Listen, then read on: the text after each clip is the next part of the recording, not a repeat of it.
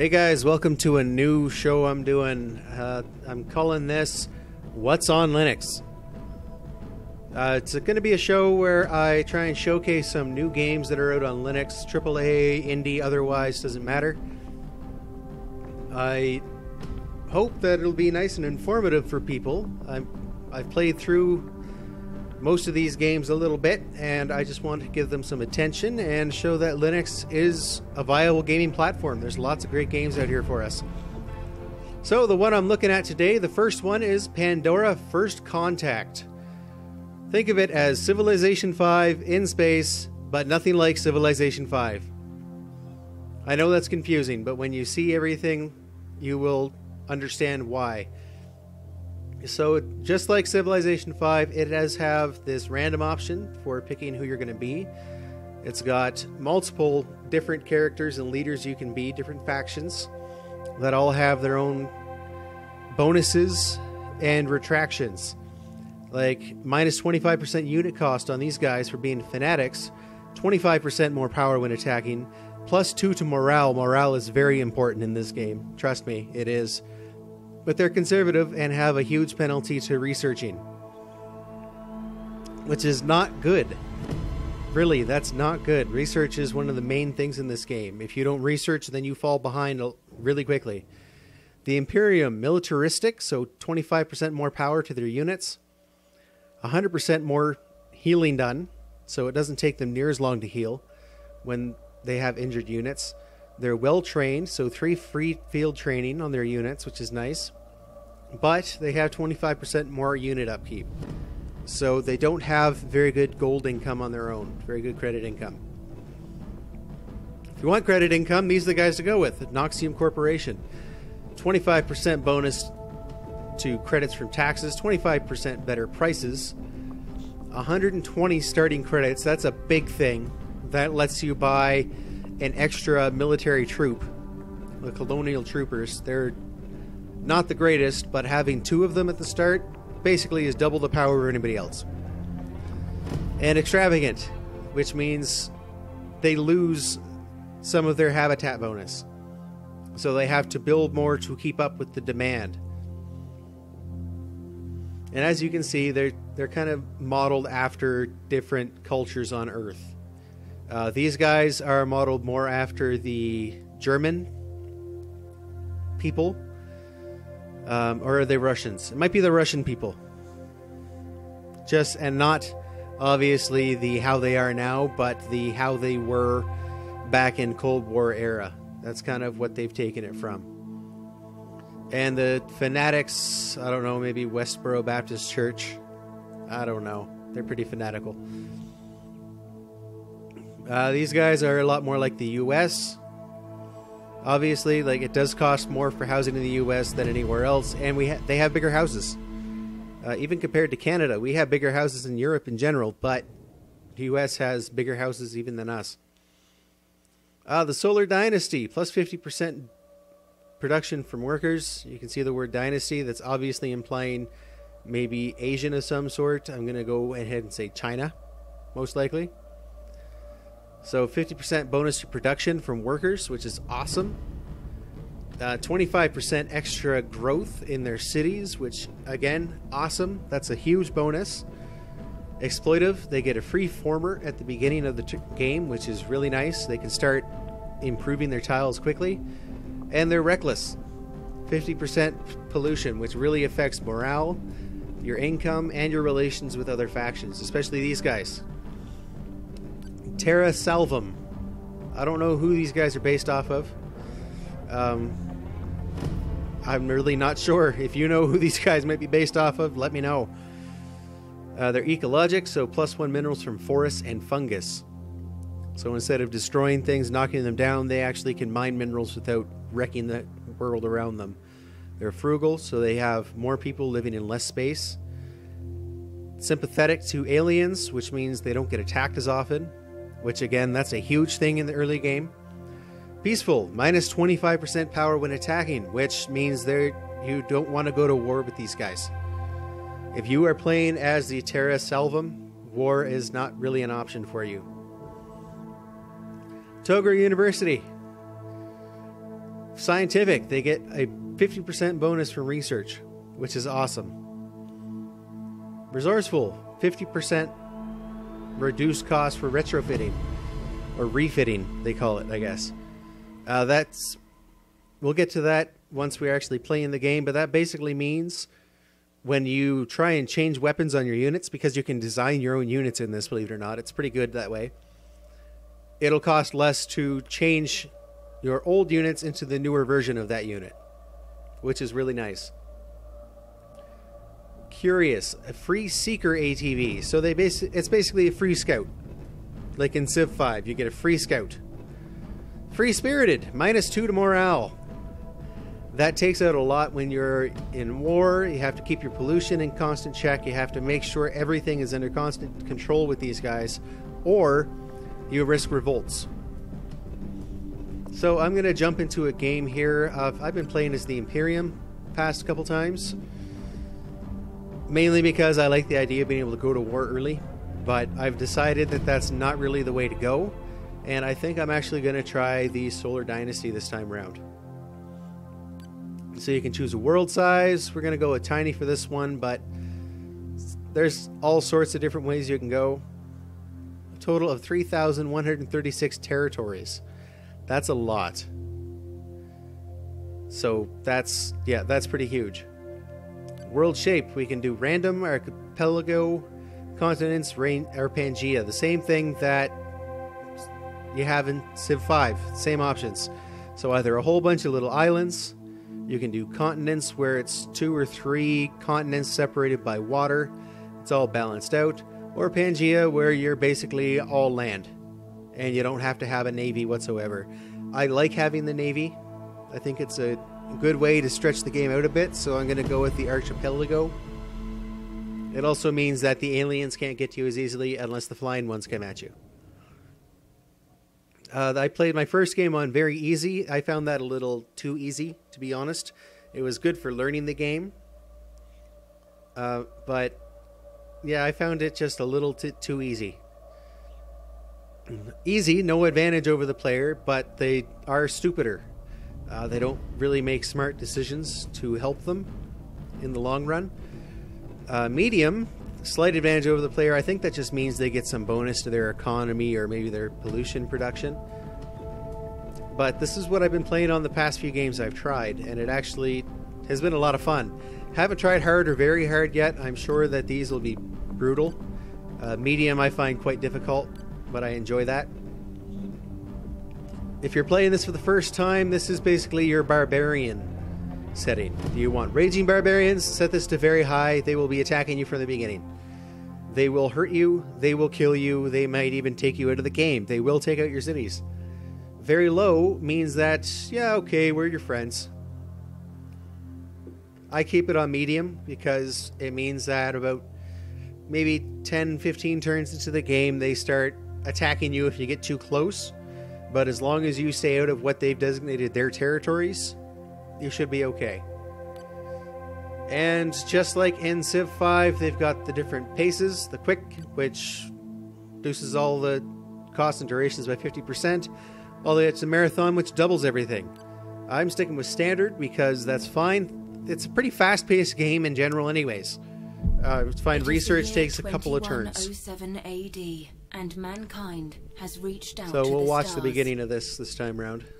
After decades of exploration, It is a pretty game. I'll warn you that now. It's a very pretty game. Second Earth has finally come to an end. A terrestrial planet in the Nashira system has become the symbol for humanity's hopes and dreams of a new paradise.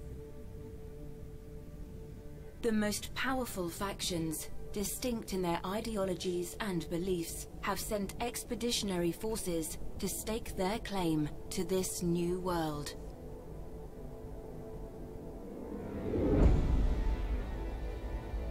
Welcome to Pandora.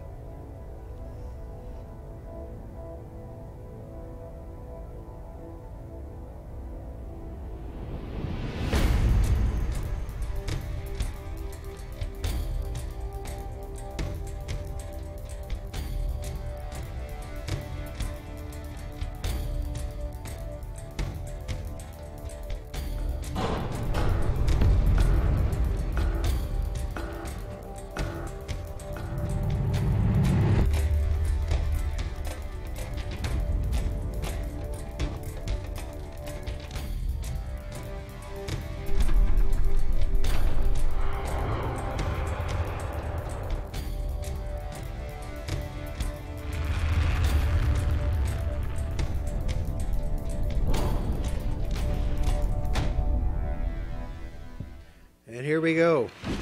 So this is where you land. You are Yunji See that of the very pretty industrious game. Solar Dynasty. Your followers are Lots of large nice in tool numbers, tips. and you control them with absolute authority by Great. suppression and censorship. It is your doctrine So China. that planetary This is sovereignty basically coming is right out and say achieved on China. the back of a strong industry. And if people or planet have to suffer for the greater goal, so be it. So there you go.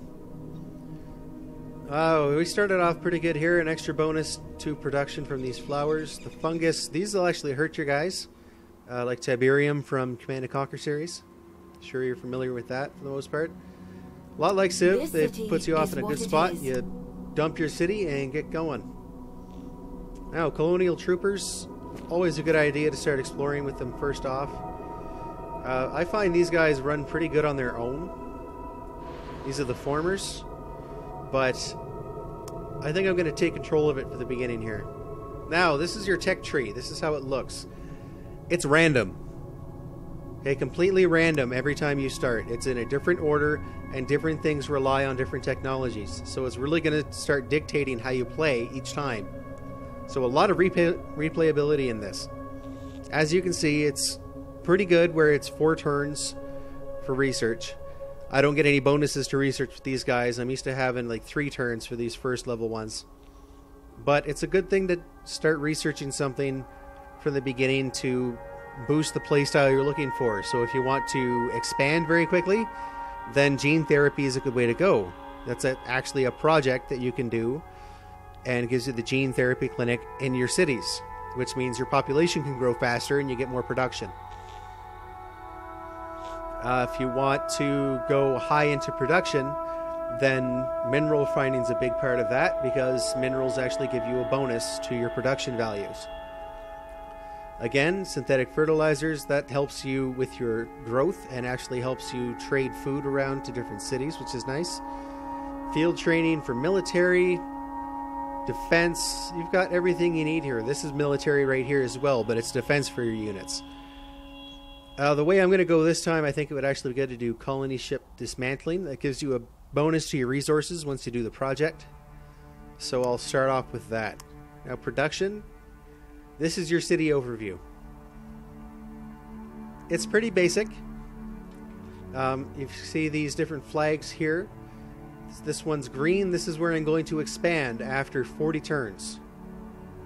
Yeah, I know. It's slow to grow the borders at first. Once you get a lot more people, the borders grow much faster. I think it goes from 40 turns at the start for your cities and eventually gets up to something like every 10 turns, which is pretty good. Borders, I don't know how far they can grow, the limit. I've never really bothered looking at that, but say I want to get the mountain instead, because it has 2 bonus minerals. I can click that, and that's where they'll expand. Right? Oh, this is actually going to be 35 turns, because my population is going to grow faster. But when I get the fungus, I can click there. I'm just going to stick with the plains, because food is something you need. Now, down here, you can actually, once you have population to choose from, you can actually set them to work on different aspects. If you want to get a lot more farming going, because really you need food, you need to make sure your cities are producing their own food and their own minerals. Really, the food is the more important part, because if you run out of food, like 0 food is fine. That means everything's balanced out. If you have negative food, people are going to start dying and your city is going to die off eventually. So to start off with here, I am going to make a colonial trooper. They've got some really nice music in here. I won't lie about that. I really enjoy it. What do I want to do? Clear the forest, build a fort, build suburbs. I don't think I'm going to clear the forest, but I do need some more food. These guys are kind of lacking in the food by the looks of it. So, oh, and there's a ruins right there, so I'll be getting that hopefully next turn. No, turn after. Ruins are a lot like the ruins you find in Civ 5. You get a little bonus. This is all flavor text. It doesn't really tell you anything. This is where you go here. Gain 20 food. So now Empire-wide, I've got 33 food. growing by 1. If that's zeros, then I'll have 33 food indefinitely. If it goes -1, then I'll have 33 turns to get that back into the positive or 0. Is basically what that's saying. So, again, this is one of the benefits of the bunch of small islands starting it off thing. Colony ship dismantling. I'll get 16 food and 32 minerals on completion. So that's good. That's not bad. Let's choose some more research. See, now I've researched that one, I can jump up to either of these. Right? Xenology of alien study, always good. And remote harvesting. So it's just lets you harvest your minerals and your food a little more efficiently, which is good. But now I've got to take a look up here to see if there's anything that I actually want that's better.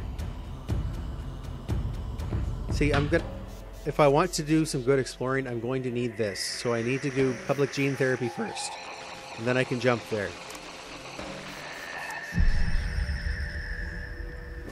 But the next time I start a new game, that'll be completely randomized. Again, gene therapy won't lead into naval production whatsoever.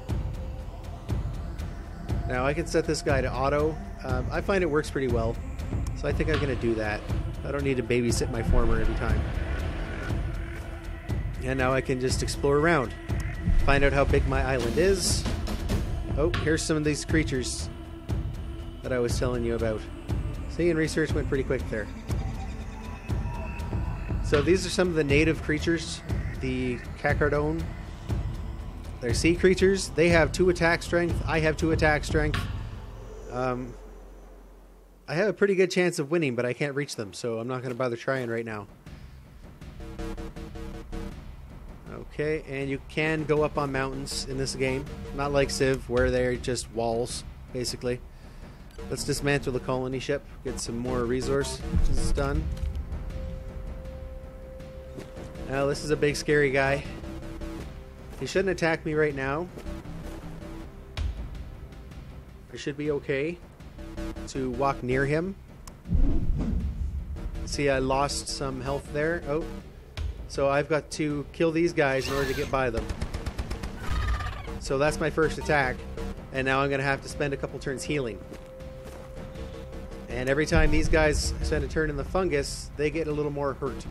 So I'm going to have to move them out and start healing them as well.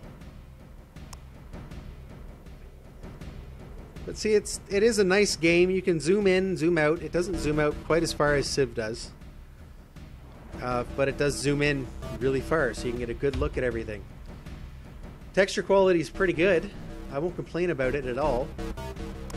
Let's take a look at the settings menu here. You've got some pretty good options. You can show the grid, which some people like.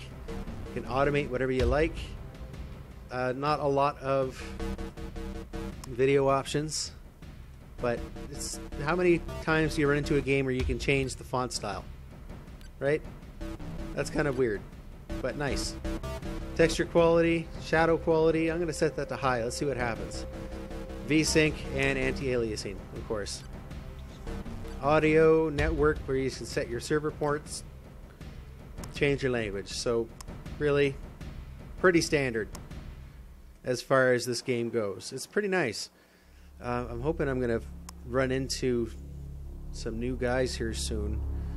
Go with the gene therapy clinic, grow the population a little more. Hoping I'll run into some new civilizations soon, and you can see what it's like when you're communicating. It's different, definitely different. Okay, they're taking a very long turn this time, it seems. See, I can't even open diplomacy screen right now. But the economy panel tells you for each of your cities who you've got working where, what they're working on. You can change it in there. When you have a market, you can change everything in your market, set your global tax rate for all your cities, which is really nice. Your military just gives you a list of all your units, keep track of them a little better. Okay, something screwed up here. This is not going well. This shouldn't take that long. Trooper yield overlay, or toggle yield overlay. So this means that this will provide pollution. That's a bad thing. We don't want pollution. Again, pollution hurts morale, which hurts your city's growth and your general production. Just overall. Event log, which is always nice. Go into your workshop where you can change around weapons. I don't have any options in here yet, but you can change what unit type. You can change their weapon. You can unlock things like hammerhead missiles, which are great against mechanized units. Flamethrowers, great against biological units. Like when I unlock flamethrowers, I can take out hives that are around me quite quickly because they're all biological. So I usually just set up a 3 or 4 squad group and send them to take out all the aliens in the area. Armor, so that'll provide bonuses to your armor level based on what it is. Steel, titanium, and a bunch of other stuff. Devices give you extra bonuses. There's one that lets you turn creatures to your side.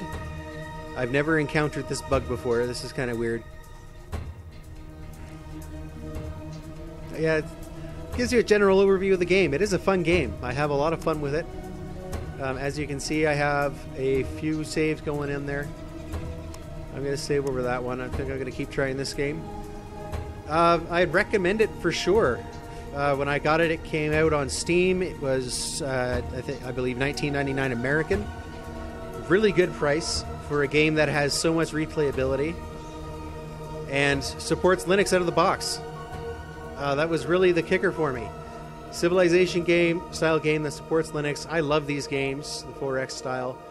So if you like them, this is definitely one you should get. So go give it a try. I'm Soba Keen, and I'll talk to you later. Goodbye.